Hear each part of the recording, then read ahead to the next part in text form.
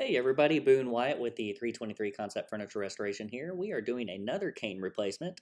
Um, on this specific video, I don't have any footage of removing the cane. If you are interested in that and need to see that, I do have it in other videos, so feel free to check those out. But as you see here, I marked my centers and centered the caning, and I have it in place using my pegs. And I remove all those excess strands around the perimeter, and that just makes it easier to get my caning into the groove. So once I have it in place, centered the way I want, I go around with my peg and I get the caning into the groove as needed. And there will be a little bit of trimming and removing strands as I get to those corners if it's a slanted seat like this one. But anyways, I get the caning hammered into the place all the way around the perimeter. And once we do that, we will be ready to install our caning spline.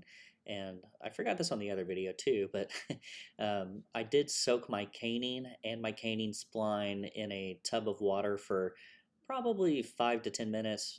You don't want to do it too long, otherwise you can discolor your spline and your caning. So soak that a little bit, and that'll make it easier to bend around those corners. But basically, you install some Titebond 3 glue into the groove, and then you use your spline. I believe we're using a number 8 spline, which is intended for 3/16 inch grooves. Um, and we just work our way around the perimeter. I use my pegs to hammer down on my spline to get it down in there instead of just hammering directly on the seat. I have found that to work a little bit better for me.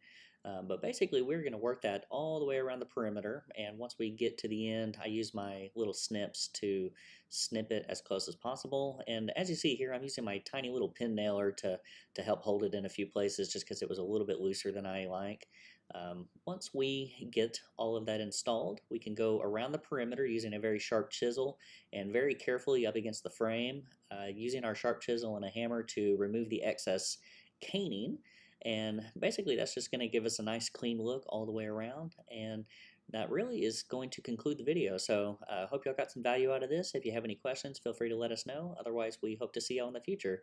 Thanks, and we'll see you next time.